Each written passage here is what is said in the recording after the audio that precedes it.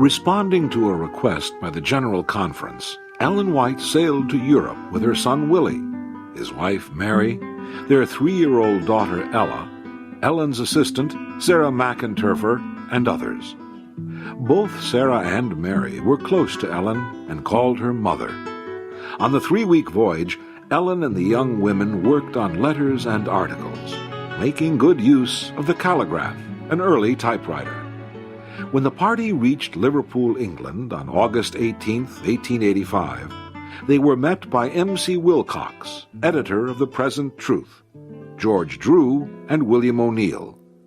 They spent the first night at Brother Drew's home, where they learned something about the work in England.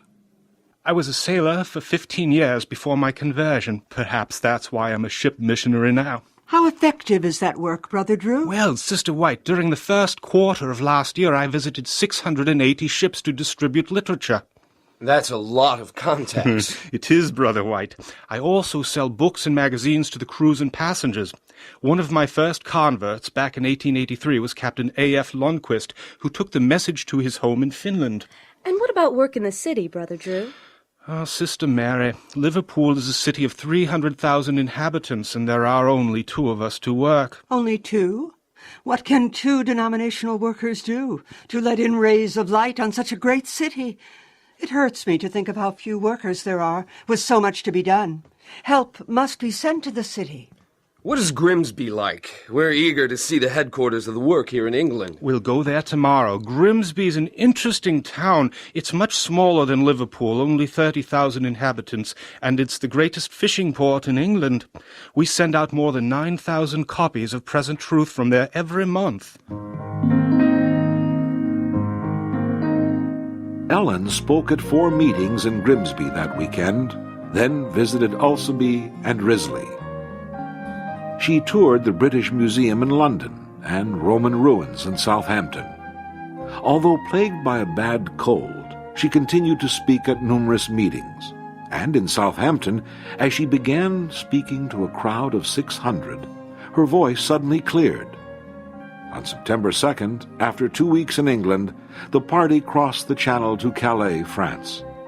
After the stormy crossing, they boarded a train for Basel, Switzerland. I'm sorry, Mother. To get you a berth in the sleeping car would cost an extra $11. Oh, dear. We can't afford that. It's much more expensive here than in the United States, isn't it?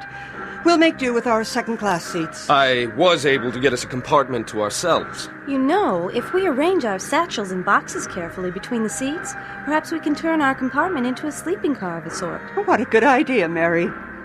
The European railroad builders aren't like the Americans.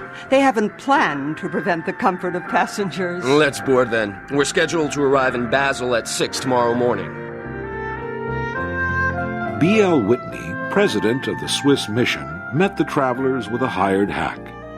As they rode to the publishing house, Ellen, who had just completed the great controversy, couldn't help but wonder if the reformers had visited some of the very castles and other buildings she was looking at. Before reaching the publishing house, Brother Whitney invited the party to tour the meeting hall. We're very pleased with the lighting and furnishing of the meeting hall. Yes, I agree. It's a good meeting hall. I feel that I've seen this place before. Oh? Well, let's go look at the offices and the press room.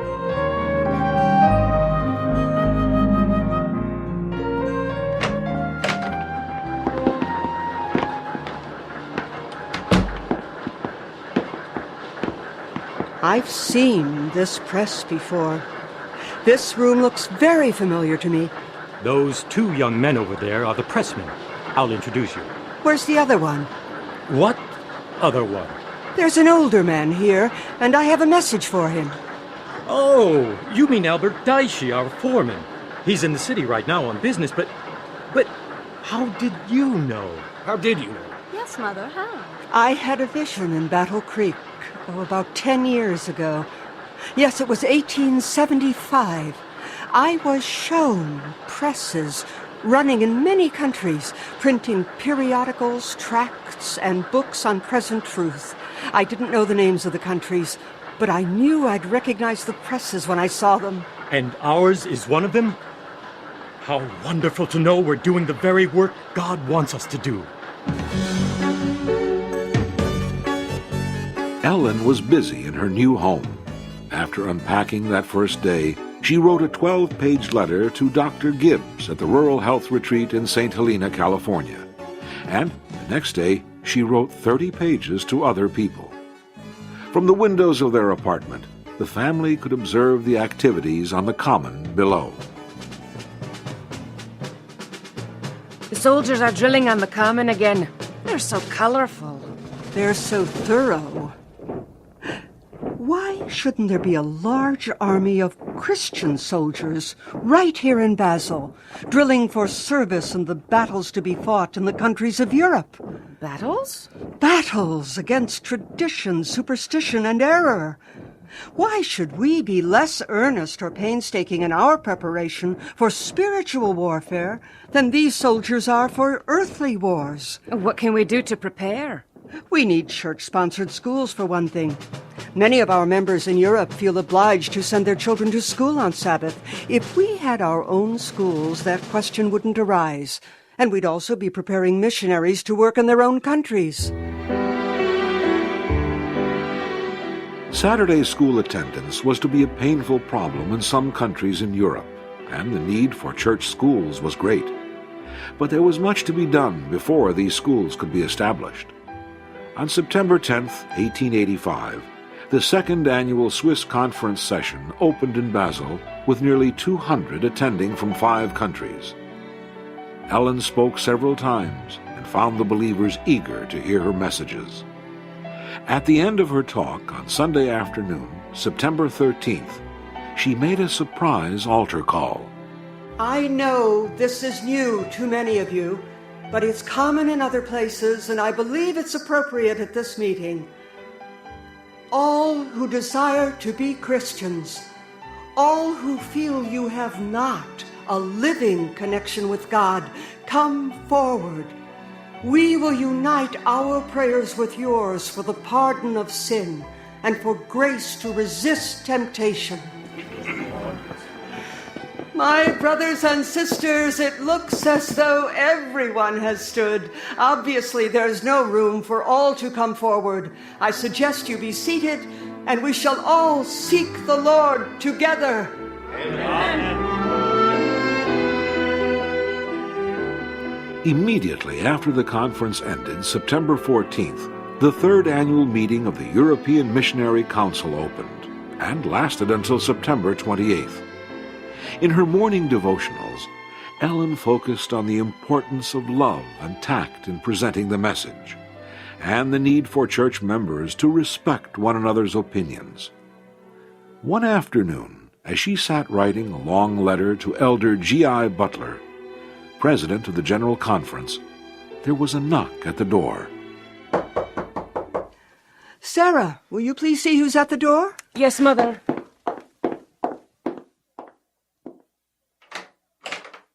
Well, hello. Come in. Sister White will be so glad to see you. Mother, look who's come to see you. Brother Albert Villemier. Thank you, Sarah. How nice to see you again, Brother Villemier. What can I do for you? Sister White, I need some advice, s'il vous plaît. I have a couple of things on my mind. Tell me about them. When we are presenting the Advent message in new fields, should we introduce the Sabbath first? From what you said in your morning talk the other day, I begin to think maybe we should not. Well, as I said the other morning, we should be especially careful not to arouse prejudice. We should begin where we agree with our hearers. Start with practical godliness, devotion, and piety. Oui, I understand. Like you said about Paul.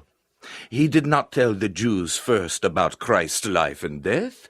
He began with the Old Testament, prophecies of the Messiah, and then showed how these prophecies had been fulfilled. Exactly. And then, when we do present the Sabbath, we must be sure to do so with tact and love. I have been shown that souls right here in Europe have been turned away from the truth because of a lack of tact and skill in presenting it. Merci, Sister White. You have been much help to me. You said you had a couple of things on your mind. Oui. The Swiss conference has recommended that I be ordained, but I think perhaps I should wait another year, n'est-ce pas? Well, you've been a faithful church member for about 20 years now, ever since you accepted the message under Brother Tchaikovsky's preaching. Let's see, that was, 1867. Why, you were a charter member and elder of the church at Tramelan.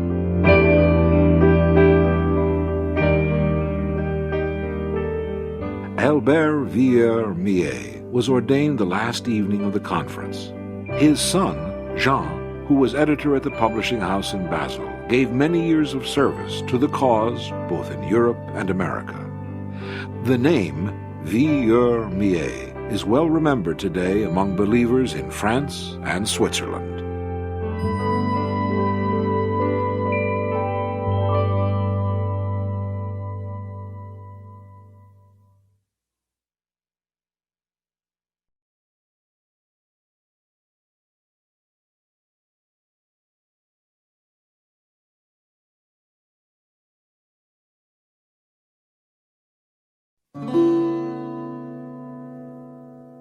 The European Missionary Council of 1885 asked Ellen White and Willie to visit Scandinavia.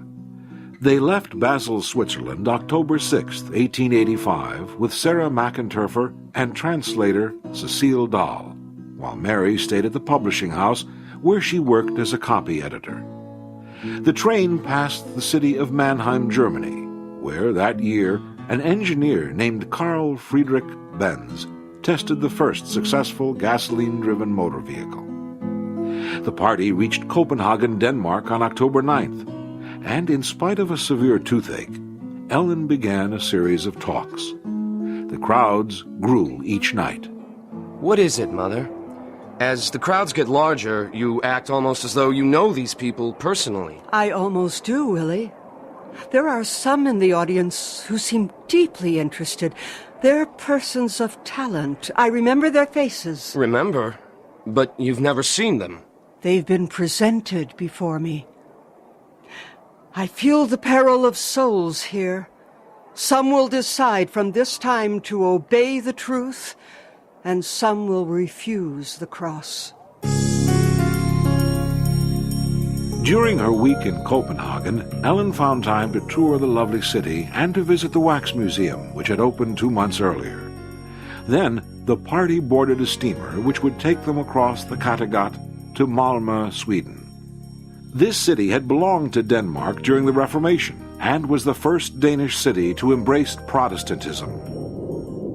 Just a short steamer trip and we'll be in Sweden. Then it's a long train ride to Stockholm, Sister McInterfer. What can you tell us about our hosts in Stockholm, Brother Matson? They're very poor. Brother Norlin is a call porter. He carries our books and a pack on his back, often walking many miles a day. He makes very little profit. On one of the large bound books, he receives the equivalent of 5 cents a copy. Only 5 cents? Why, that's nothing. On some others, he makes only 3 cents, Sister White. How do they live on so little? Not very well, Brother White. Sister Norlin does house cleaning, laundry, anything she can find to earn money. They live in one large room on the 4th floor and share a kitchen with another family. There is no lift, elevator, but the Norlins have rented extra rooms for your stay. How generous of them when they're so poor. They are eager to help the cause. The unfinished brick building the Norlins lived in proved to be chilly and damp. Ellen, still suffering from toothache, could not endure the cold. She and Sarah gladly accepted an invitation to stay with the family of Sister L.P. Johansen in their home in the suburbs. At the General Conference the same year, 1885, the Publishing Association trustees voted to furnish publications to foreign missions at cost, a move which greatly improved the financial condition of the literature evangelists. Tell me, Sister Johansen, are many of the believers here as poor as the Norlins, where Elder White and Elder Matson are staying? Oh, yeah, Sister McInterfer, and not just Sabbath keepers.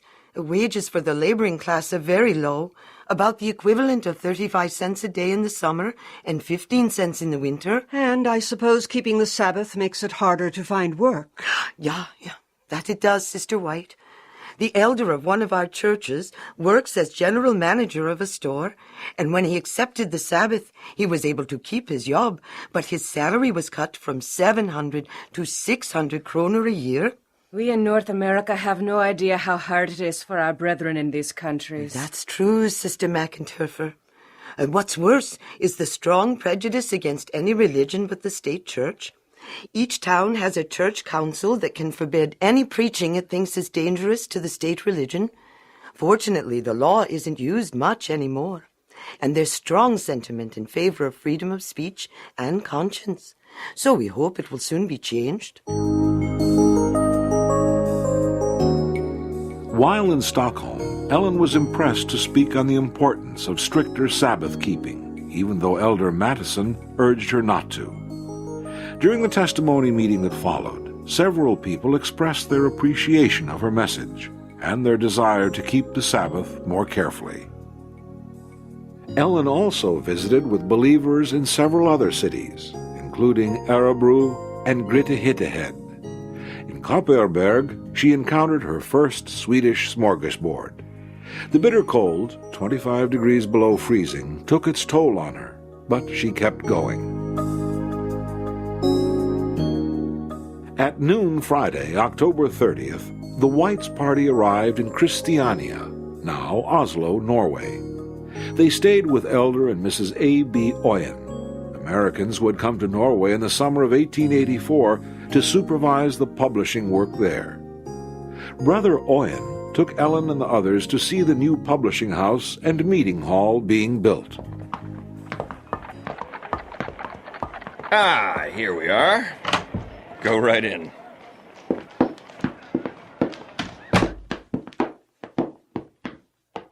This place seems familiar to me. Huh? I've seen this before. The press room is in here.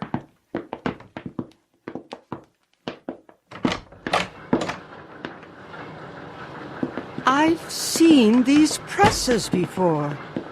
This is one of the places shown me years ago, where publications were being issued in countries outside the United States. At the same time you saw the press in Basel, Mother? Yes, back in 1875. The church had only one publishing house then. We were just thinking about a second one in California. But this is what the angel showed me 10 years ago. Ellen spent 2 weeks in Christiania, except for one meeting in the town of Drammen, where 700 people came to hear her speak. She warned the Christiania church against a spirit of fanatical criticism which had arisen and had largely destroyed the congregation's influence in the city. She also urged the believers either to make arrangements with school authorities so Adventist children could stay out of school on Sabbath, or to open their own church schools, but by all means to keep the Sabbath holy. Willie sailed for America November 13th to present the needs of the European field at the General Conference session. Ellen returned to Basel, Switzerland, November 19th, hoping for some rest after her 6-week-long trip. But Brother B.L. Whitney met her with the news that Brother A.C. Bordeaux needed her in Italy immediately. So on her 58th birthday, November 26, 1885, Ellen boarded a train with her daughter-in-law Mary, Elder Whitney, and Brother Bordeaux's wife Martha. They arrived in the Waldensian town of Torre Pellice the next day. My brother Daniel is proposing to distribute handbills for his evangelistic series in Geneva, advertising himself as a famous American missionary, full of flattering remarks about him from American newspapers. That is a problem, Brother Augustine. I've been shown that we should not create prejudice by giving the impression that Americans feel superior to people of other nations. I'll write to Brother Daniel immediately. Merci, sister. And now, what about your problems here in Torre Pellice? Ellen remained in Italy about a month, speaking many times in spite of disruptions and accusations from an apostatized convert and of an old tormentor from the United States. She held to her principle of refusing to enter into controversy, although she wrote in her diary that she was sorely tempted. On December 15th, she left Torre Pellice for a visit with Daniel and Marion Bordeaux in Geneva, and then returned to Basel, where Ella had a fine time trying to snowball her mother and grandmother. In February 1886, Willie returned, bringing help. Willie, welcome back. Oh, and you brought Marion. I'm so glad. Yes, Sister Davis was eager to come. Weren't you, Sister Davis? I certainly was, but I didn't realize I'd find you sick in bed, Mother. Mary said you had severe chills yesterday. Perhaps we'd better put off working for a while. Oh, we must work, Marion. There's so much writing to do. I can't write much myself because of this eye inflammation and the headaches I've been having, but I can dictate to you as I have been to Sarah. And I do get some rest. Ella and I take walks as often as possible. Yes, Mary wrote to me that you two got lost one day. Oh, well, we were having such a fine time we didn't realize where we were. And we couldn't ask directions because we didn't know any of the languages. We were only an hour late to dinner. Only? I've brought more help, Mother. Louis R. Conradi and his wife have come, among others. It's good to have more workers in the field.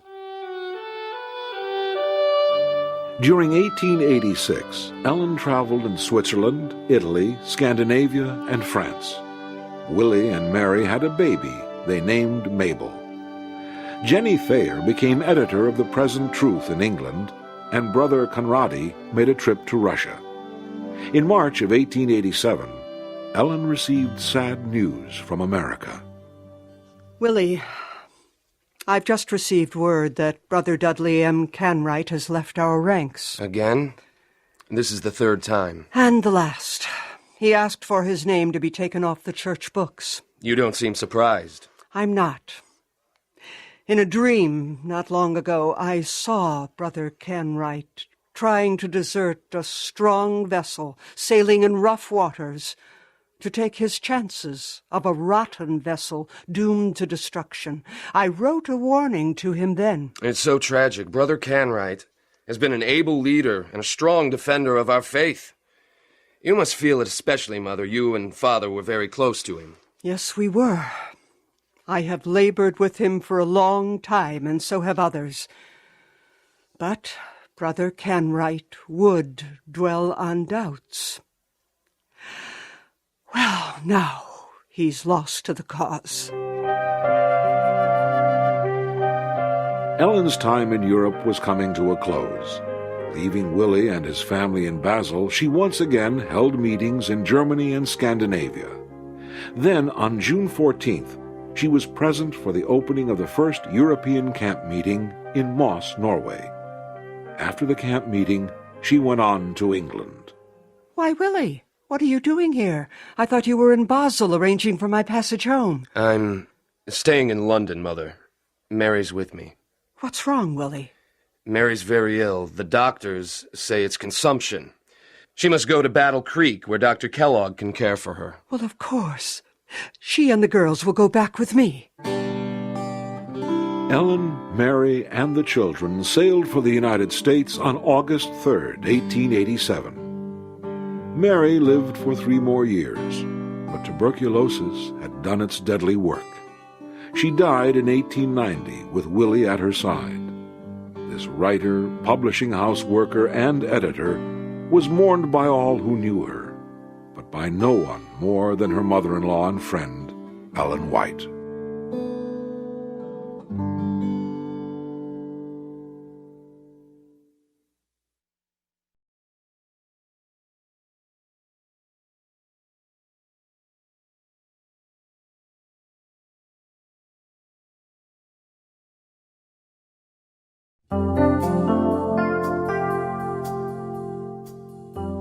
On January 4th, 1875, at the dedication of Battle Creek College, Ellen White related a vision she had received the day before.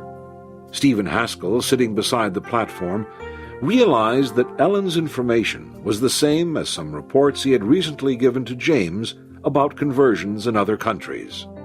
I was shown that progress has been made in the Scandinavian countries because of literature and tracts sent from America. Brother White, you've told Sister White what I told you. I assure you, no, Brother Haskell.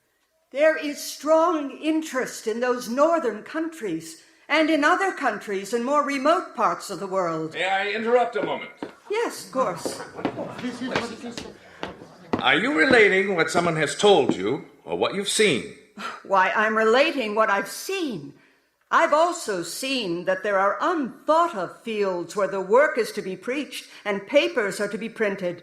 Can you name any of the countries? No, I can't. They weren't named to me. Oh, yes, I remember one. The angel said, Australia.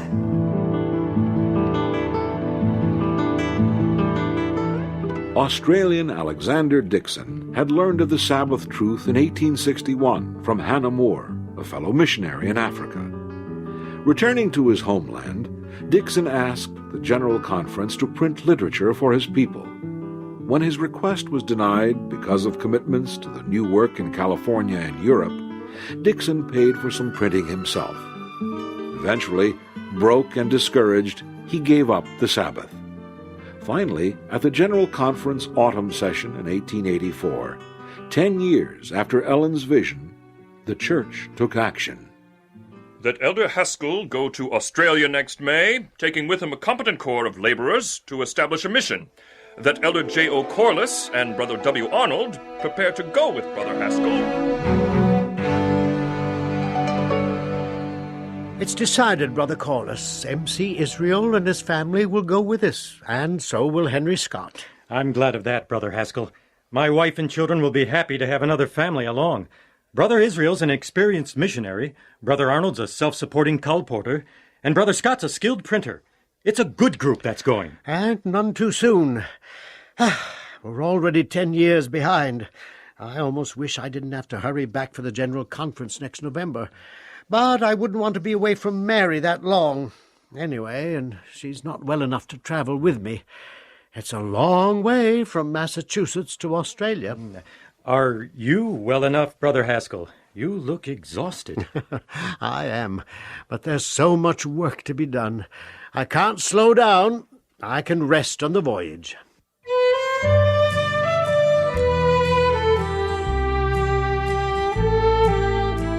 Shortly before the trip, Stephen Haskell's weakness forced him from the pulpit while giving the Sabbath sermon. A few days' care at the Battle Creek Sanitarium had him back on his feet, however, and he sailed with the group from San Francisco on May 10th, 1885. They reached Sydney, New South Wales, Australia, on Sabbath morning, June 6th. It's cold. I wish we'd planned to arrive in Australia during the summer. Imagine, winter in June and summer at Christmas time. How are your children taking it, Sister Corliss? In stride, as usual, Brother Haskell. All they really care about is seeing a kangaroo or hearing a kookaburra. Australia's an exciting new country, all right, but the work may be difficult. The colonies here aren't confederated like the provinces of Canada. Each one's like an independent country. Well, yes, I read the laws, and even the customs and manners of the people vary from colony to colony. That's one reason Brother Israel and I will stay here for a few days to evaluate the prospects in New South Wales, while the rest of you travel to Melbourne and Victoria. We especially want to have a look at the Sydney Library. I hear it's a very good one.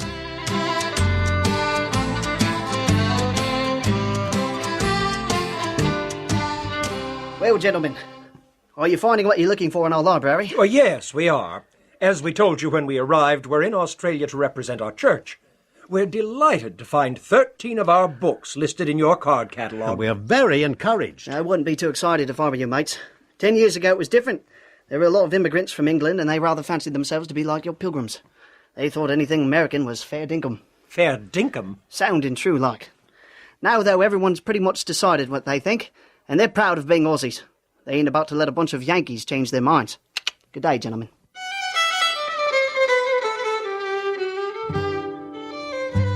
Back in San Francisco, Brother E.H. Stockton had given Pastor Israel the name of a Melbourne man, J.H. Stockton, no relation, who had received the signs of the times for a while. Shortly after arriving, the Israel family began to visit J.H. Stockton, who was coach builder to the governor of the colony of Victoria. One visit was especially memorable. Stockton and his son were in the workshop. This is an expensive bundle of timber, Harry, so we have to be very careful with it. Are you going to burn it, Papa? No, son. I'm going to shape it careful, like over this slow fire. When I'm done, it'll be a fine dashboard for the carriage I'm building. You wanted, dear? Who is it? Those Yankees. Bother the Yankees. Dear. All right. Let's go see him.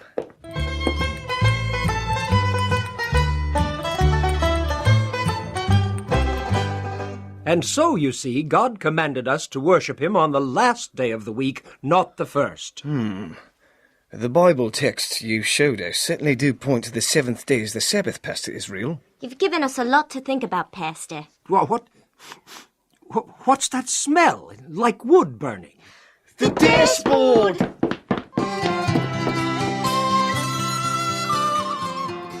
The carriage dashboard was ruined, but the Stocktons had gained something much more valuable.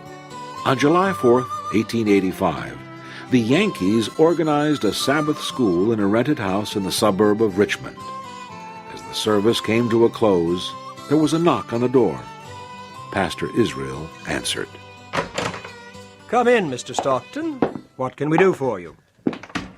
Pastor Israel, I'm convinced that the seventh day is the Sabbath, and so are my brother and cousin. We've decided to obey God's commandment. That's wonderful news. My wife and sister-in-law are meeting right now to decide if they're going to join the church with us. If they do, we'll all come to the afternoon meeting. Praise the Lord. J.H. Stockton would become the first baptized Adventist in Australia, but the conversion of his family was the only ray of light in those early weeks. Halls were too expensive to rent, and the cold, wet weather made open-air meetings impossible. The workers gave Bible readings in some homes, but many doors were closed to them because ministers of other churches accused the Americans of being money-making schemers. One July day, Pastors Corliss and Israel were walking up and down the streets, offering papers to passers-by. Excuse me, sir, I'd like to give you this tract. It contains an important message about... You're one of them daft Yankees, you are. I've heard about you. I don't want none of your trash. It's discouraging, isn't it, Brother Israel? Brother Arnold hasn't sold a single book in 6 weeks, and now we can't even give our literature away. Oh, discouraging is right, Brother Corliss. Even when someone does take a tract, they just glance at it and drop it in the gutter. Maybe we'll have more success with our tent meetings this summer. I'm glad we decided to order a tent made. So am I. Oh, it's getting dark. I'm ready to call it a day. Oh, what are you doing with that Sabbath tract? I'm spearing it on a spike of this iron fence. There. Maybe someone will be curious enough to read that one.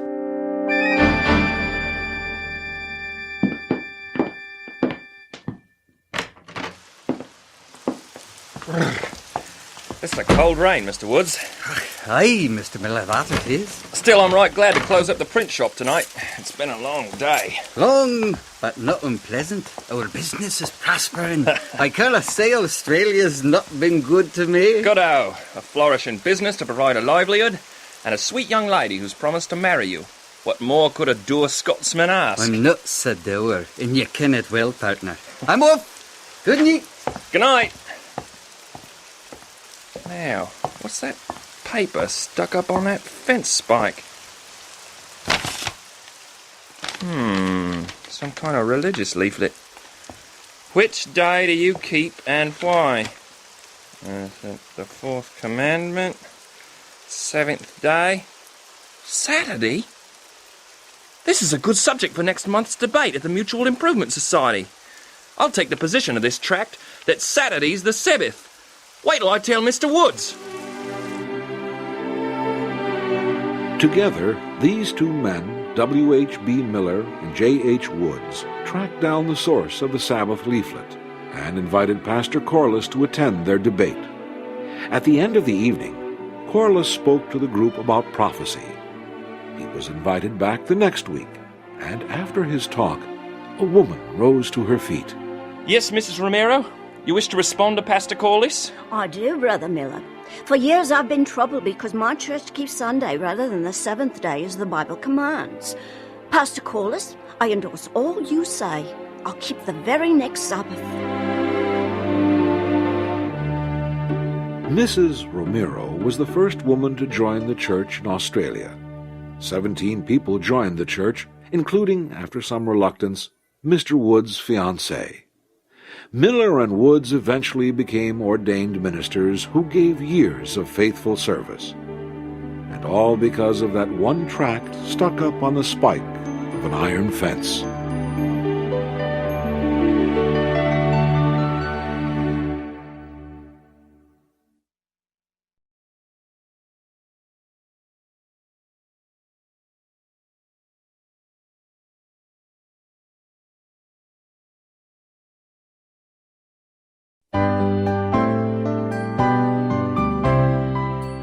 It was evident that a locally published paper would aid the work in Australia.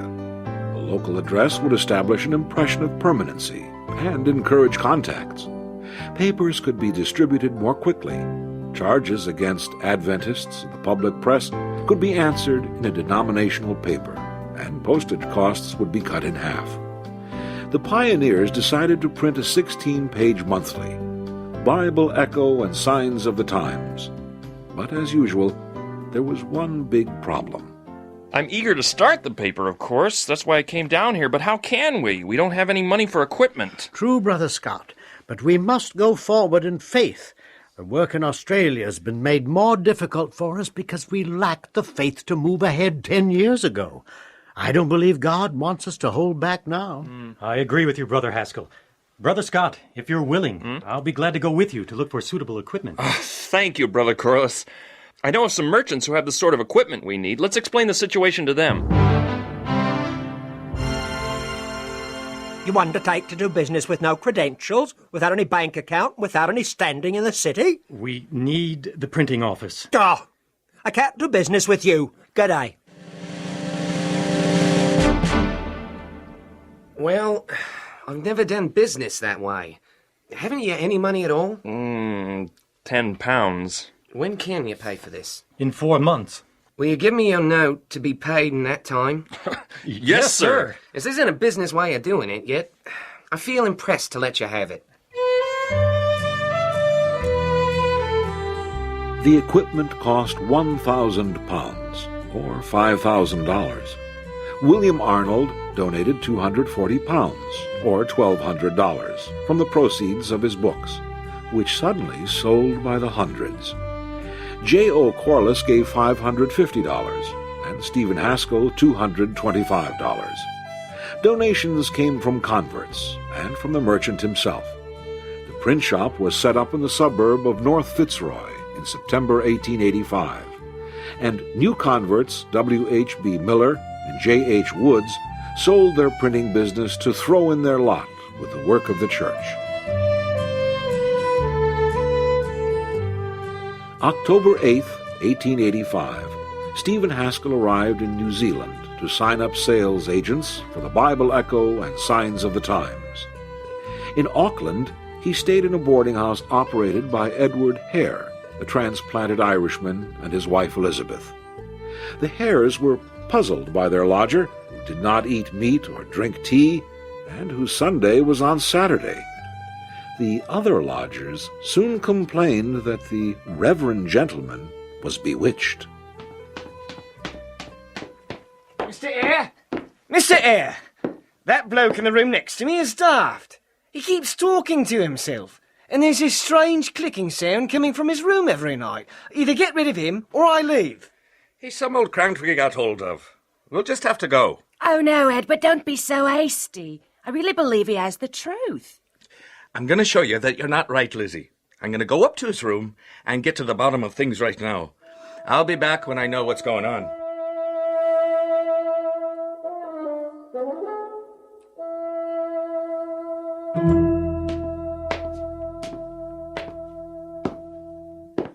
Well, Edward?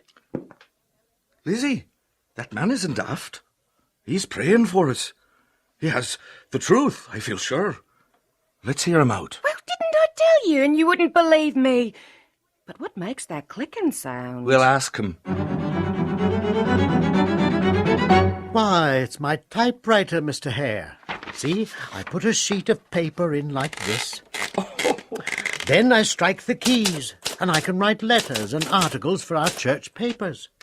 A typewriter. I've heard of 'em, but we haven't any in these parts. I'm going to send to America for one right away. The Hares led out in forming a company of Sabbath keepers in Auckland. Stephen then visited the village of Kao, where Edward Hare's father, Joseph, and his large blended family lived, and a second company of Sabbath keepers was raised up. Within a month, Robert, one of Joseph's sons, left to study for the ministry at Healdsburg College in California. In January 1886, after establishing several sales agents on both North Island and South Island, Stephen returned to Australia, where he learned of the progress of the tent meetings conducted by Pastor Corliss. We could hardly believe it, Brother Haskell. With all the unfavorable notices the papers had given us on our work, we didn't expect many to come. But the papers only aroused the curiosity of the people, and they flocked to the meetings. That's wonderful, Brother Corliss. The door-to-door visiting and Bible studies we did when we first came bore fruit, too. People who were interested in our Bible studies began to study with their neighbors and bring them to the meetings. God has truly been with us, Sister Corliss. Are many individuals ready for baptism? Not individuals. Whole families. Once the Australians become convinced of the Sabbath truth, they go out and convert their loved ones. One man brought 12 of his 13 relatives into the church. And one contractor stopped working on Sabbath. He let his employees make up the time by working overtime 5 days a week. When time was running out on a government contract, he worked his crew on Sundays.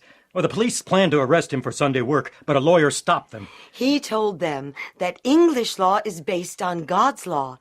And what if the Adventists are right in their explanation of that law? So they dropped it. We're ready to organize a church here, Brother Haskell. Oh, yes. On January 10th, 1886, the first SDA church in Australia was organized in the Melbourne suburb of North Fitzroy. On his way home to America in March, Stephen Haskell spent 2 weeks in New Zealand, where the Kao Church was organized on March 23rd. Also during this visit, Stephen accompanied the Hares to a Maori village, where he brought joy to the hearts of his listeners by preaching on the second coming of Jesus. On May 7th, Stephen was reunited with Mary in South Lancaster, Massachusetts. In August 1886, a second Australian church was formed in Ballarat, Victoria. Tent meetings in Adelaide, South Australia, were hindered by bad weather and the discovery of gold north of the city. But at the end of the series, on December 2nd, a church was formed. California believers responded enthusiastically when the Kao Church asked if the American brethren could sponsor another student for the ministry. And late in the year, the church sent A.G. Daniels and his wife to New Zealand. The couple arrived in Auckland at 11 p.m., November 14th, 1886.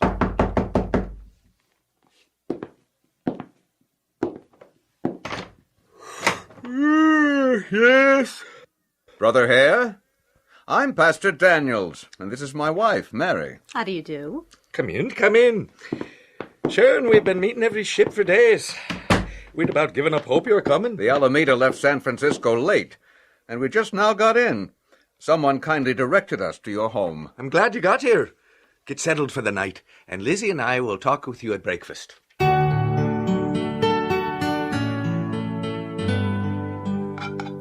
How goes the work here in New Zealand, Brother Hare? Very well in many ways. We've begun publishing a monthly paper in Maori with Bible studies, stories from the Bible, and articles on temperance. You're very concerned about the Maori, aren't you, Brother Hare? Yes, I am, Sister Daniels. Our whole family is. My father preaches to them, and my stepmother works among them as a nurse. We hope you'll visit KO soon, Brother Daniels. A number of Maori and other interested people are attending our services there. I'll certainly do that, Sister Hare. I plan to hold 2 weeks of tent meetings here, and then I'll go directly to KO and do the same. We'll see what happens after the meetings there. God be praised, Pastor Daniels. Your meetings here in KO have surely been blessed by him. He's rewarded the faithful labor you and your family have given him, Brother Hare. Today's 15 baptisms have doubled the size of the KO church, and they're due as much to your Bible studies as to the tent meetings. And now we have our first Maori convert. Yes, the Maori sister who was baptized today is a precious gem in your crown. Here comes me younger brother, Metcalf. You remember meeting him, don't you? Yes, I do. It's good to see you again, brother. Thank you, Pastor. I have a special reason for seeing you. I want to go back to Auckland with you as your tent master for the Surrey Hills mission. I believe that's the way I can best serve my Lord right now. I'll be glad to have your assistant, Brother Hare. I must say, I've been impressed with the eagerness of the KO believers to be self-supporting and to help with the mission near Auckland. The money the church gave us has helped greatly with our tent expenses, and now we're offered the services of a talented man like yourself. Surely God will bless the work of such dedicated laymen. Dedicated laymen would be needed in the land down under for the next several years. Daniels was the only pastor in New Zealand, and when J.O. Corliss returned to America because of ill health, M.C. Israel remained as the sole SDA minister in Australia. In 1888, 30-year-old Robert Hare, newly ordained, returned to New Zealand with his American bride, and American pastor G.C. Tenney joined Israel in Australia. That same year, the Australian Conference was organized, and in 1889, the New Zealand Conference was formed. More help was needed, and it would soon be on the way.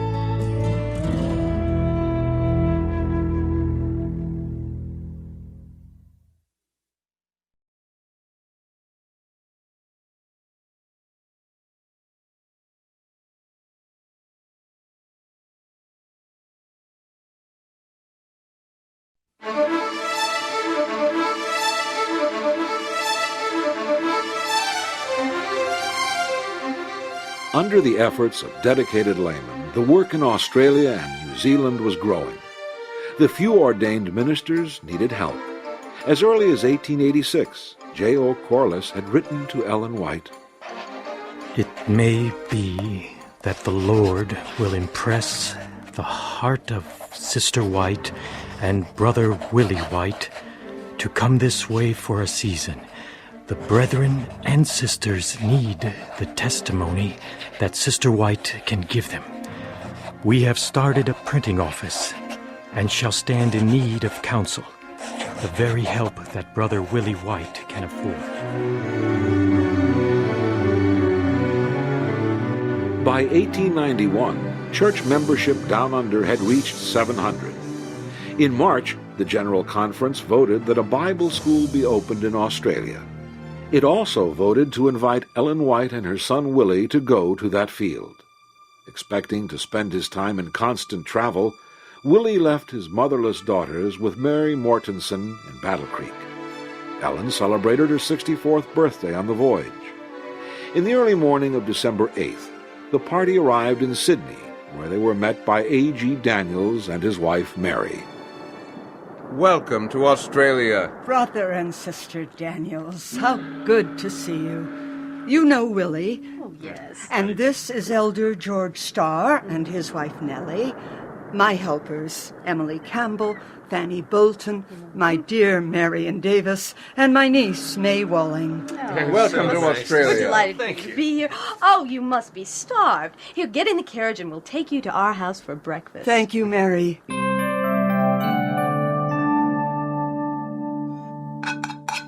Sister White, we're so happy you've come to Australia. We're in great need of your help here. Well, if I can be of help to the Lord's cause, I'm happy I came, but I'm not sure. I've had no clear light about whether I should make this journey or not. So I decided to do what the General Conference asked. That's always been my practice. Why do you think coming here might be a mistake, Sister White? Well, because I feel it my duty to finish my book on the life of Christ. When the call came, I was having a house built in Petoskey, in northern Michigan, so I could work without interruption. Marion brought several letter books and scrapbooks of my articles, but most of my library had to be left behind. It'll be difficult to work under these circumstances. We expect to be here 2 years or so. That's a long time for Mother to put off her writing. Well, of course, I won't put it off completely. I'll write as I can to fit it in. Just now, I want to learn all about the work here. Well, there's been a certain amount of progress. Several churches have been established in New Zealand, including a strong one in Napier. Much of the credit goes to Mary. She conducted the church services and Bible studies there for weeks, while I was holding tent meetings and attending to administrative matters in forming the New Zealand Conference. Well, the church there is close to my heart. Sydney, however, has been a particularly difficult field. Prejudice and opposition are strong. Public work was first conducted here a year ago, when David Steed and W.E. Wayneman held meetings in the city. Well, the way had been prepared for them by Sister Hardy and Sister Grace Atwell. They'd moved here from Auckland separately and labored privately, each one thinking she was the only Adventist in the city. Well, because of their labors, 2 small Sabbath schools were organized before the public meetings ever started. Oh, I rejoice to hear it. I've always said that laymen and women should share in the Lord's work and not wait upon ministers to do it all. Our most pressing need now is to open the training school. Many of our young members are the children of tradespeople who live in the cities. They find it almost impossible to get jobs because of the Sabbath. They want to labor in the cause, but they have no training. It's too expensive for all but a very few to go to school in America, especially with this terrible depression. Some of the young converts from Napier, New Zealand, have gone to the States for their education, but 15 or 20 more would attend school if we were to start one in this part of the world. And scores more would attend from Australia and other places in the South Pacific. Then I expect the matter of the school will be a major item of business at the Australian Conference next week. I look forward to attending.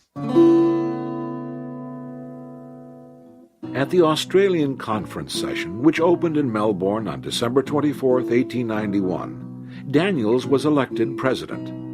The 100 members present authorized an interim workers' training school until a permanent institution could be established. When the conference closed on January 3, 1892, Ellen set out in the summer heat on a house hunt, although she had begun to suffer from malarial fever and inflammatory rheumatism. She was driven by Stephen Belden, whose first wife, Ellen's sister Sarah, had died of tuberculosis in 1868. I think the house we saw today is the right one, Stephen. It has 9 rooms. With a little squeezing, it should accommodate Elder and Mrs. Starr and all my helpers. We should be there only about 6 months, so we'll furnish it with second-hand things. Well, it's 5 miles from the city, so you'll need a horse and carriage, Ellen. A double-seated phaeton, I think, so you may ride with comfort. We'll have to buy a cow to provide milk and build a stable. There isn't one on the property. You'll need to hire someone to help with the housework. So May will be free to concentrate on the cooking. Yes, and we'll start a garden, too. It's very dry this summer, so we'll have to get a watering hose. We can grow flowers as well as vegetables. Marion especially loves growing flowers. Oh, you're ill again. This has been a difficult week for you. You must rest as soon as you get back to your room and slow down. Get well before you go to the New Zealand Conference in April. Ellen never made the New Zealand Conference. She suffered such pain in her hips and spine that she couldn't sleep for more than 2 hours at a time. On more than one occasion, when she was to speak to the believers in Melbourne, she had to be carried into the hall, and occasionally she was forced to speak from an easy chair. Eventually, she had to give up speaking appointments altogether.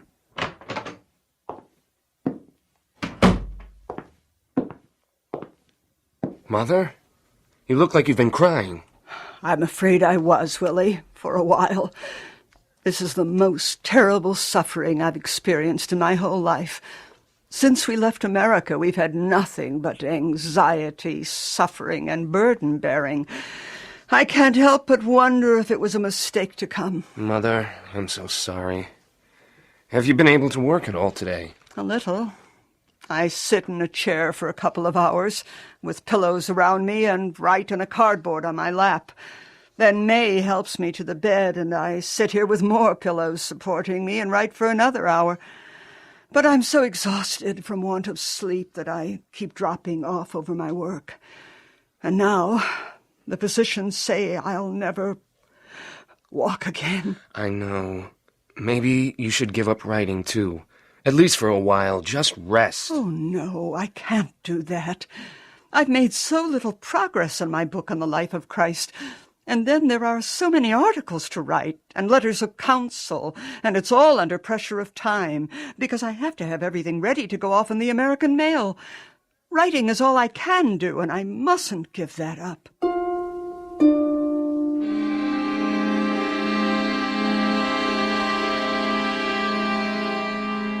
Are you any better today, Mother? No, Willie. But I'm no longer discouraged. Perhaps God has let this suffering come to me just so I can write on the life of Christ. That work has been too long neglected. As I pray, I feel my Savior close beside me, and I remember that He's never failed me.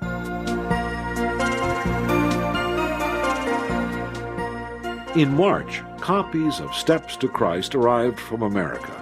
Within 6 weeks, it was in its third printing. The Australasian Bible School opened in rented buildings on St. Kilda Road in Melbourne on August 24, 1892, with Pastor Lemuel J. Rousseau as principal. Ellen was carried to the platform to address the crowd. She emphasized that those who would be trained for mission work should not be limited by racial or national barriers. The plans and works of men are not keeping pace with the providence of God. Some declare, "We want not thy way, O Lord, but our own way." The Lord has commissioned his angels to cooperate with human agencies in carrying forward his design. The field for missionary operation is not limited by caste or nationality. Amen. The same work must be accomplished in Australia, New Zealand, Africa, India, China, and the islands of the sea.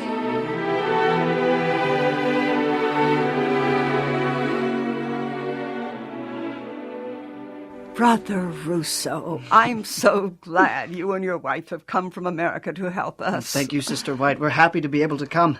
Back in April, I begged the brethren in Battle Creek to provide these training facilities. I can't see that it's right for such a superabundance of opportunities and privileges to be provided in America while there is such destitution in this field. Emma and I are both looking forward to teaching, Sister White, and to working with the excellent staff that's been assembled. Brother Baker and Elder Starr will also teach, and Sister Starr will serve as the matron for the women students. Miss Eliza Burnham is also coming from the States to help. I understand that 25 students have enrolled. We hadn't expected that many, and most of them are adults who want to further their training. Yes, 18 of them have been canvassers or laborers in other lines of Christian service. But you were right about the lack of provision for work here. It'll be hard for us to meet expenses. That's why I'm glad for the opportunity to thank you in person. We can't thank you enough for your generosity in dedicating the royalties from the American sales of your books written abroad. Willie and I came up with the idea on the same day last winter. As you know, I've invested $1,000 of the money so that it will be available to the school when it's most needed. Another $500 must be used as a fund for students who couldn't attend the school without financial assistance. Well, several of the students attending this term are here as a direct result of your donation, and I assure you of their gratitude.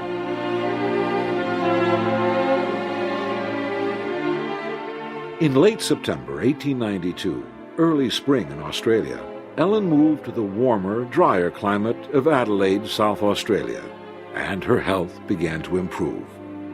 The physicians who said she would never walk again were proven wrong, when, in December, she was able to climb the stairs by holding onto the banisters. Her attitude during these 11 months of terrible illness can be summed up by her own words. My Savior seemed to be close. I felt his presence in my heart, and I was thankful. These months of suffering were the happiest of my life because of the companionship of my Savior.